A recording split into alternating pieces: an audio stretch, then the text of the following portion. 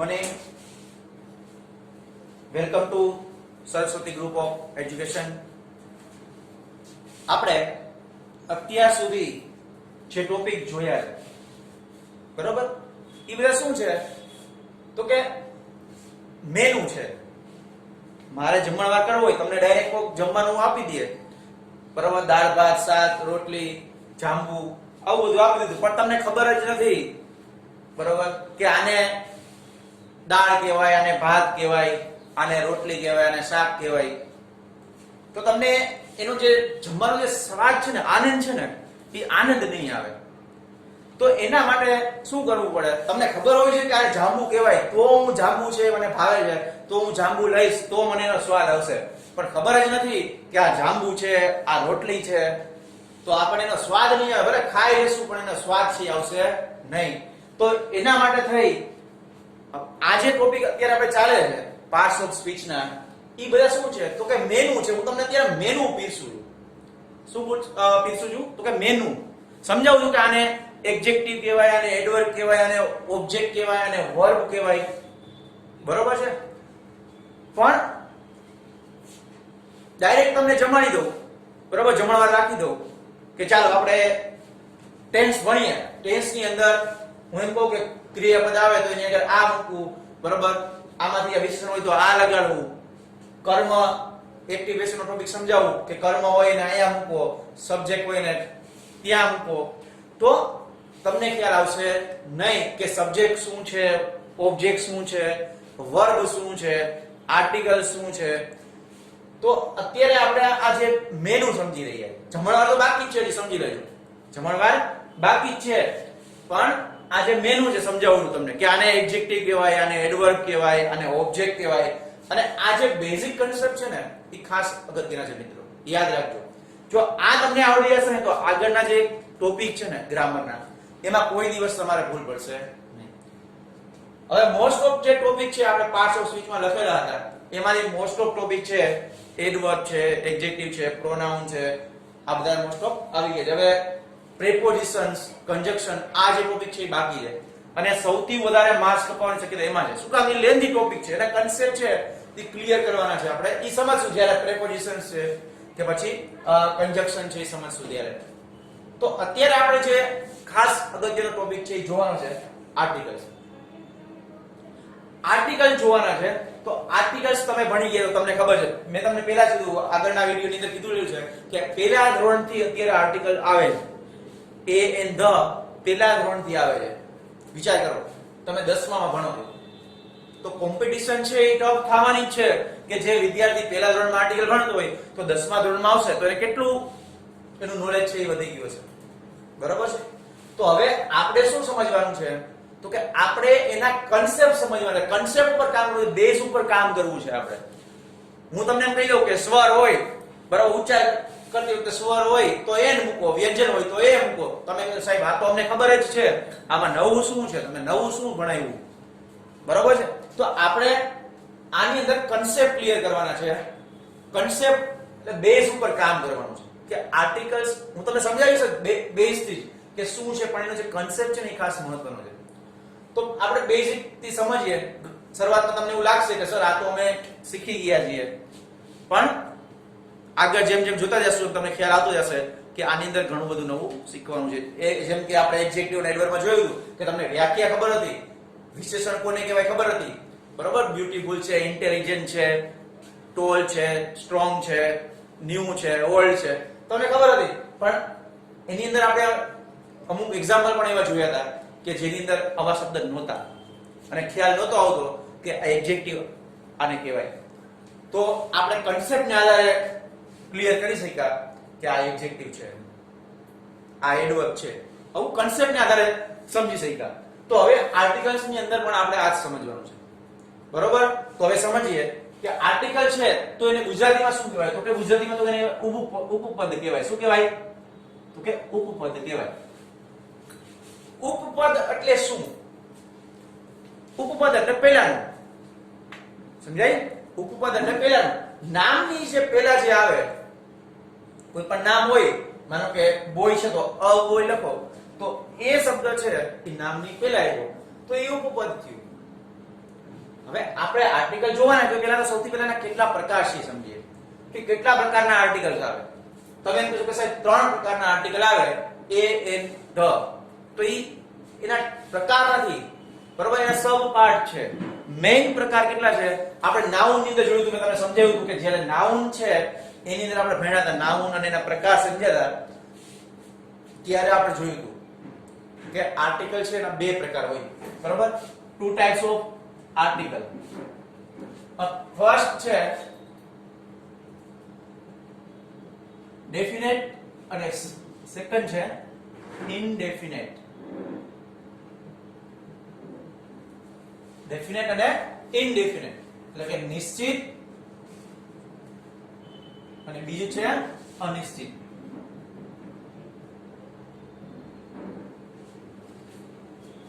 બરોબર. આર્ટિકલના મુખ્યત્વે 2 પ્રકાર છે, નિશ્ચિત અને અનિશ્ચિત. તો નિશ્ચિત ની અંદર ધ આર્ટિકલ છે એ નિશ્ચિત આર્ટિકલ છે, જ્યારે એ અને એન છે એ કેવા છે તો કે અનિશ્ચિત આર્ટિકલ છે. એ અને એન કેવા છે તો કે અનિશ્ચિત આર્ટિકલ છે. નિશ્ચિત શું કામ અને અનિશ્ચિત શું કામ? કારણ કે આ નિશ્ચિત નામ એની આગળ આવે, એ અને અનિશ્ચિત નામની આગળ આવે. આપણે જોયું કોમન નાઉન છે તો અનિશ્ચિત નામ છે, કે ગર્લ છે, બોય છે તો અનિશ્ચિત નામ છે, કે કયા છોકરાની વાત થઈ છે કઈ છોકરીની વાત થઈ છે આપણને ખબર નથી. સ્કૂલ છે તો એ કોમન નામ છે તો આપણે એની આગળ એક અથવા એન મૂકી શકીએ છીએ. એ કોમન નામ છે એટલે સામાન્ય નામ તો અનિશ્ચિત નામ થયું, કે કઈ સ્કૂલની વાત થઈ છે આપણને ખબર નથી. જ્યારે નિશ્ચિત નામ હોય તો એની આગળ આર્ટિકલ ધ આવે. તો આ આર્ટિકલ્સના 2 પ્રકાર છે, નિશ્ચિત અને અનિશ્ચિત. હવે આપણે એમાં પહેલા જે જોવાનું છે એ અનિશ્ચિત આર્ટિકલ જોશું, એ અને એન. કે એ અને એન છે એનો ક્યાં ઉપયોગ થાય એ તો જોવાનું છે, પણ સાથે સાથે આર્ટિકલ ક્યાં નથી મુકાતા ને એ ખાસ જરૂરી છે. હું એમ કહું તમારે આ વાંચવું જોઈએ, પણ શું નો વાંચવું જોઈએ ને એ પણ અગત્યનું છે બરોબર. એક્ઝામ ની અંદર તમને ખબર હોય કે આ વાંચવું જરૂરી છે, પણ શું નો વાંચવું જરૂરી છે એ પણ ખબર હોવી જોઈએ કે આ નથી વાંચવાનું. તો આપણે એ પણ જોશું કે આર્ટિકલ છે એ ક્યાં નથી મુકાતા. પણ પહેલા એને આપણે અનિશ્ચિત આર્ટિકલ છે એને જોઈએ.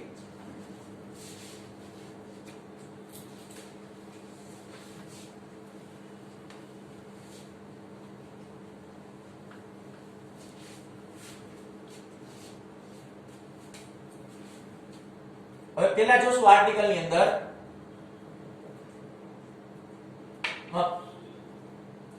પહેલા જોવાનું છે અનિશ્ચિત આર્ટિકલ એટલે કે એ અથવા એન. બરાબર. હવે તમે ભણી ગયા કે અંગ્રેજીની અંદર એબીસીડી એ થી લઈને ઝેડ સુધીની અંદર ટોટલ 26 મૂળાક્ષરો છે. કેટલા છે? 26. એની અંદર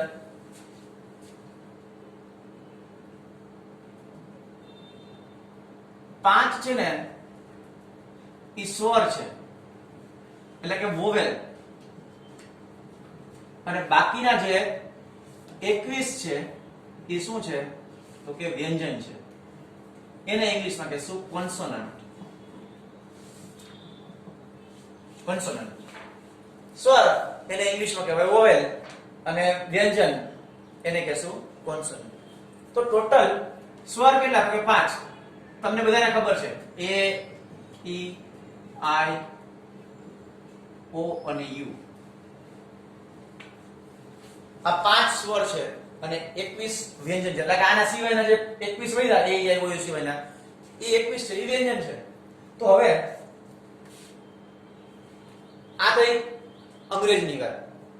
હવે ગુજરાતીની અંદર ક થી લઈને જ્ઞ સુધી, ક થી લઈને જ્ઞ સુધી ટોટલ think 34 વ્યંજન છે. 34 ક થી લઈને જ્ઞ સુધીની અંદર, અને અ આ ઈ આ ટોટલ 12 સ્વર છે ગુજરાતીમાં. ગુજરાતીમાં 12 સ્વર અને 34 વ્યંજન છે. તો હવે આપણે જે જોવાનું છે આર્ટિકલ્સ ની અંદર એ આપણે ગુજરાતી મૂળાક્ષરોને ધ્યાનમાં લેવાના છે, અંગ્રેજી મૂળાક્ષરોને ધ્યાનમાં લેવાના નથી. કયા મૂળાક્ષરો ધ્યાન રાખીશું? ગુજરાતી મૂળાક્ષરોને. એક્ઝામ્પલ દ્વારા સમજીએ. હું એમ કહું કે બોય, તો તમે શું બોલશો આને? બોય. તો બ છે એ ક થી ગ માં આવે કે ન આવે? આવે. તો જે વ્યંજનથી શરૂ થતા નામની આગળ આર્ટિકલ એ આવે અને સ્વરથી શરૂ થતા નામની આગળ આર્ટિકલ એન આવે. મે આ તો એક એક્ઝામ્પલ લીધેલું છે એટલે આપણે જે સમજીએ. તો આ તો થઈ સ્વર અને વ્યંજનની વાત કે અંગ્રેજીમાં કેટલા સ્વર વ્યંજન આવે અને ગુજરાતીમાં કેટલા સ્વર અને વ્યંજન આવે.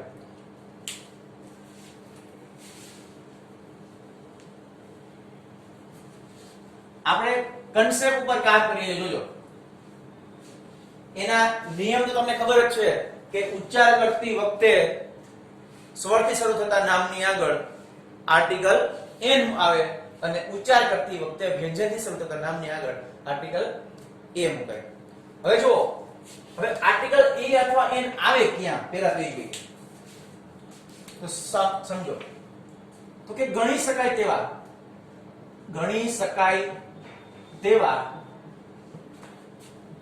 એક વચનના નામની આગળ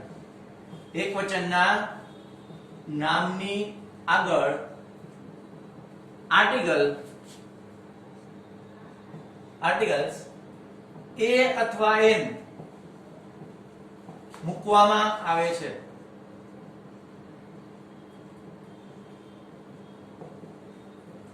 જો શું કીધું તમને વ્યાખ્યાની અંદર? આની ડેફિનેશન થઈ ગઈ આર્ટિકલ્સ એ અથવા એન ની. તો કે ગણી શકાય તેવા એક વચનના નામની આગળ. ગણી શકાય તેવા એટલે કાઉન્ટેબલ નાઉન. તો કાઉન્ટેબલ નાઉન છે અને ઈ પણ કેવું હોવું જોઈએ? તો કે એક વચનનું નામ હોવું જોઈએ. કેવું હોવું જોઈએ? એક વચનનું. તો ગણી શકાય તેવા એક વચનના નામની આગળ આર્ટિકલ એ અથવા એન મૂકવામાં આવે છે. સમજાય? તો આ એની વ્યાખ્યા થઈ ગઈ કે એ અથવા એન ક્યાં આવે? તો કે ગણી શકાય તેવા એક વચનના નામની આગળ આર્ટિકલ એ અથવા એન મૂકવામાં આવે છે. હવે જોઈએ કે હવે પ્રશ્ન એ થાય તો એ અથવા એન મૂકવામાં આવે તો એ ક્યાં મૂકવો, એન ક્યાં મૂકવો?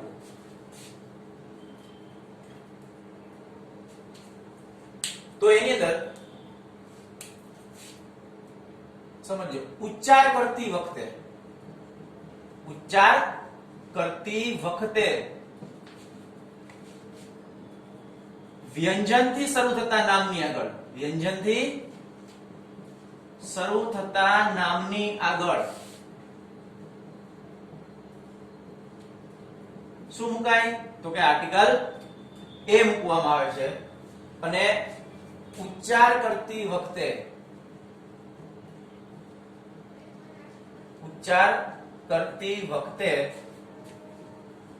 સ્વરથી શરૂ થતા નામની આગળ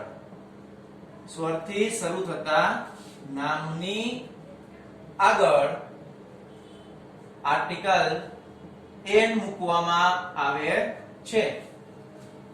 તો હવે તમે જુઓ કે ઉચ્ચાર કરતી વખતે ખાસ સમજો, ઉચ્ચાર કરતી વખતે વ્યંજનથી શરૂ થતા નામની આગળ આર્ટિકલ એ મૂકવામાં આવે છે અને ઉચ્ચાર કરતી વખતે સ્વરથી શરૂ થતા નામની આગળ આર્ટિકલ એન મૂકવામાં આવે છે. સમજાયું? તો જો આમાં તમે શું કીધું છે? ઉચ્ચાર કરતી વખતે એટલે કે બોલતી વખતે. લખતી વખતે નથી કીધું, ક્યાંય લખતી વખતે કીધું નથી. સમજાણું? બોલતી વખતે એટલે ઉચ્ચાર કરતી વખતે જોડો. અને ઉચ્ચાર પણ કયા શેના પ્રમાણે કરવાનું કીધું મેં તમને? તો કે ગુજરાતી મૂળાક્ષર પ્રમાણે, અંગ્રેજી મૂળાક્ષર પ્રમાણે નહીં. કારણ કે ઘણા શબ્દો એવા આવશે કે એક જ અક્ષરથી શરૂ થતા હશે. આપણે એક્ઝામ્પલ જોઈએ હમણાં કે એક જ અક્ષરથી શરૂ થતો સેમ અક્ષર હોય છતાં પણ આન્સર કેવા આવતા હશે? એકમાં એ આવતું હશે ને એકમાં એન આવતું હશે. જોઈ લઈએ આપણે એક્ઝામ્પલ એટલે તમને વધારે આઈડિયા આવશે. જેમ કે યુ, તો અમ્બ્રેલા અને યુનિવર્સિટી. અમ્બ્રેલા અને યુનિવર્સિટી. તો જો બે સ્પેલિંગ છે યુ થી સ્ટાર્ટ થઈ છે. જો છે કે નહીં? તો હવે આની અંદર આન્સર શું આવશે? તો તમે લખો તો આને અમ્બ્રેલા, અમ્બ્રેલા, અને આને શું લખશો? યુનિવર્સિટી. શું લખ્યું? અમ્બ્રેલા અને યુનિવર્સિટી. તો અહીંયા ઘણા વિદ્યાર્થીઓ ભૂલ કરશે, બરોબર? હજી એક એવો અક્ષર છે, સ્પેલિંગ છે, બરોબર, કે યુનિટી. For example unity. તો હવે જો અહીંયા ત્રણે ત્રણ સ્પેલિંગ છે ઈ યુ થી સ્ટાર્ટ થઈ છે, છતાં પણ આન્સર કેવો આવે? અલગ અલગ આવશે. જોઈએ કે આનો ઉચ્ચાર શું થાય છે? અમ્બ્રેલા. અ થી સ્ટાર્ટ થઈ છે. મેં તમને પહેલા જ કીધું કે આપણે ગુજરાતી મૂળાક્ષરો જોવાના છે, અ, આ, ઈ, ઉ, આ બધા. તો એમાં અ છે ઈ સ્વરમાં આવશે કે વ્યંજનમાં આવશે? શેમાં આવશે? તો કે સ્વરમાં આવે. કૌતિક ન માં કે અ આવે છે? નથી આવતું. તો કૌતિક ન માં ન આવતું હોય તો આપણે શું કીધું હતું? સ્વર કહેવાય એને. તો સ્વર હોય તો એની આગળ શું મૂકવાનું કીધું હતું? એન. તો અહીંયા શું જવાબ આવશે એની સાથે? કે એન જવાબ આવશે. શું આવશે? એન. હવે અહીંયા જુઓ, યુનિવર્સિટી, યુનિવર્સિટી, યુનિવર્સિટી. જો તમે યુનિવર્સિટી બોલો, અહીંયા જુઓ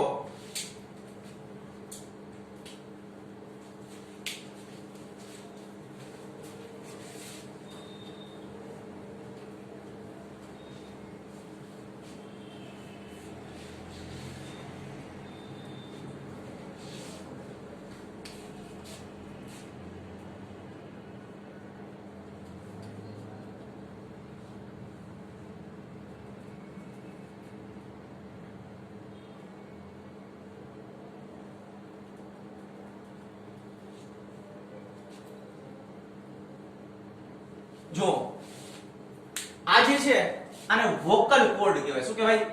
vocal code. Vocal code.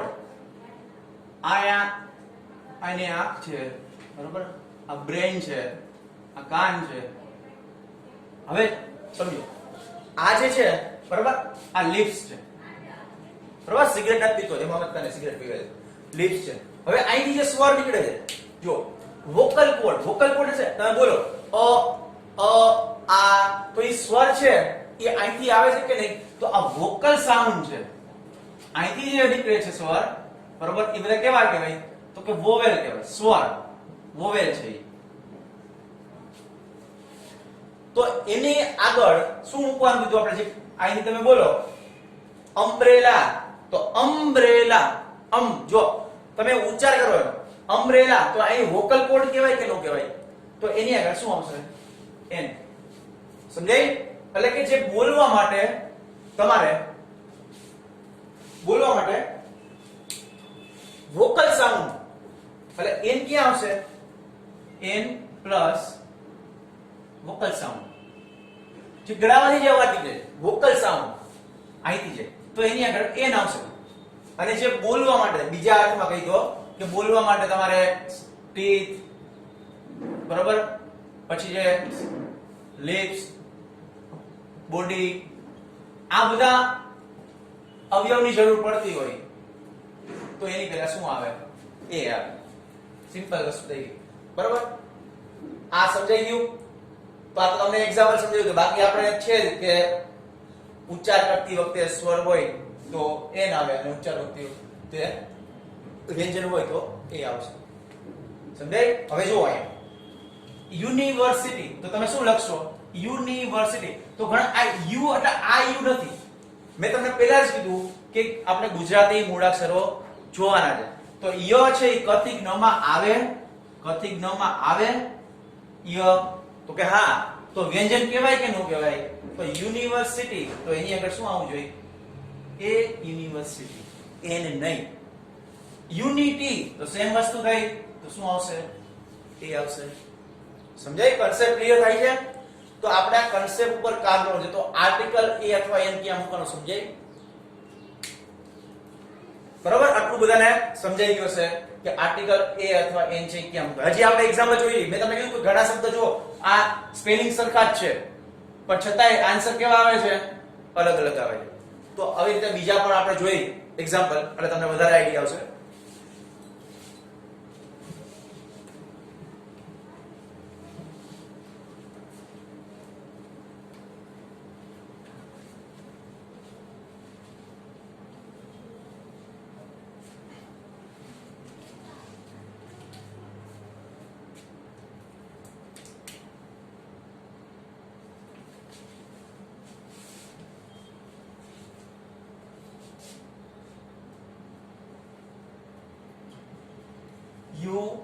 H O E બરાબર છે. હવે અહીંયા જોઈએ કે U તો હમણાં જ આપણે જોયું અમ્બ્રેલા યુનિવર્સિટી એવી જ રીતે H છે તો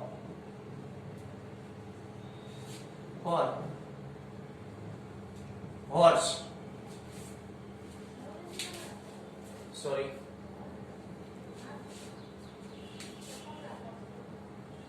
પછી O તો ઓરેન્જ અને 1 rupees note 1 rupees note elephant European હવે જુઓ અહીંયા હવે તમને શું કીધું તું કે પેન છે બોય છે બરાબર બુક છે તો આની પહેલા આર્ટિકલ્સ એ અથવા એન કે ધ જે કઈ હોય નામ છે તો નામની પહેલા આ આર્ટિકલ્સ આવે કે નું આવે બરાબર તો આપણે જોઈએ તો આ પહેલો જે કન્સેપ્ટ છે ને એ શું છે તો કે આર્ટિકલ પ્લસ નાઉન શું છે આર્ટિકલ પ્લસ નાઉન એટલે કે નાઉન હોય ને નામ હોય ને ત્યાં શું હોય આર્ટિકલ્સ હોય આર્ટિકલ બીજું કાઈ નથી તો એડજેક્ટિવ નો એક ભાગ છે પાર્ટ્સ ઓફ એડજેક્ટિવ જ છે આર્ટિકલ છે સમજાય તો જ્યાં નામ હશે એની પહેલા શું હશે એડજેક્ટિવ એડજેક્ટિવ છે એનો જ ભાગ છે આર્ટિકલ્સ સમજાય હવે જો એક્ઝામ્પલ જોઈએ આપણે કે અમ્બ્રેલા યુનિવર્સિટી તો આને તો તમને ખ્યાલ આવી ગયો કે અહીંયા એન આવશે ને અહીંયા શું આવશે એ હવે જો H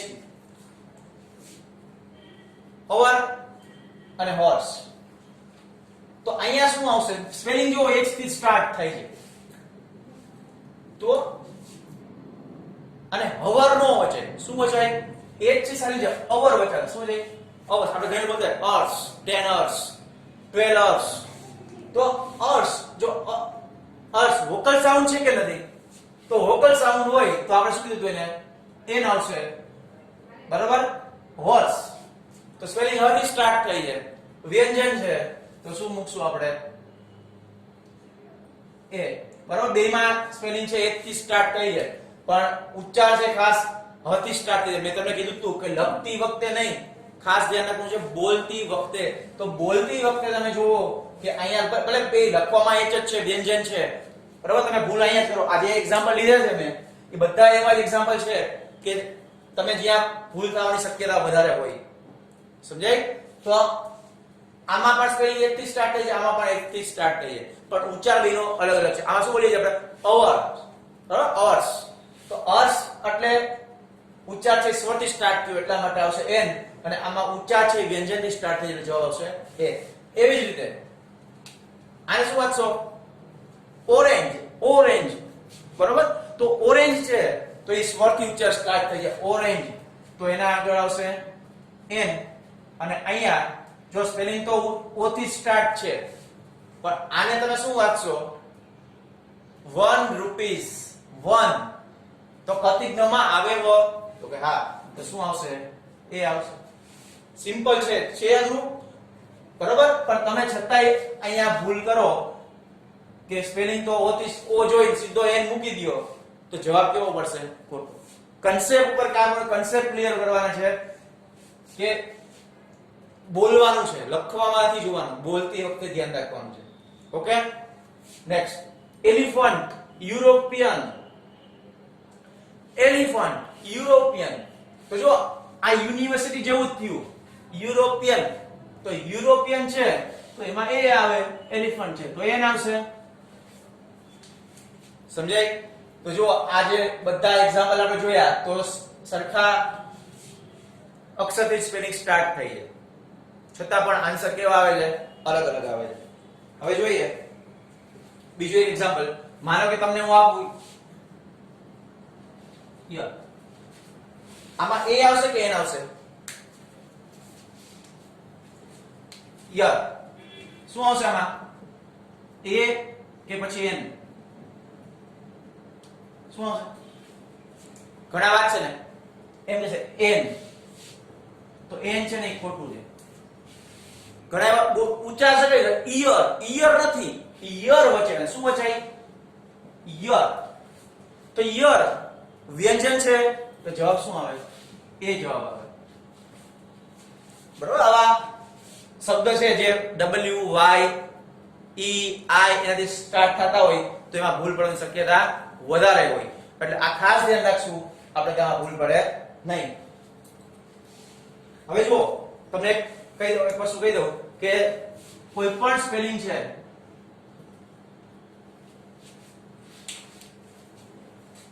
ઇંગ્લિશ ની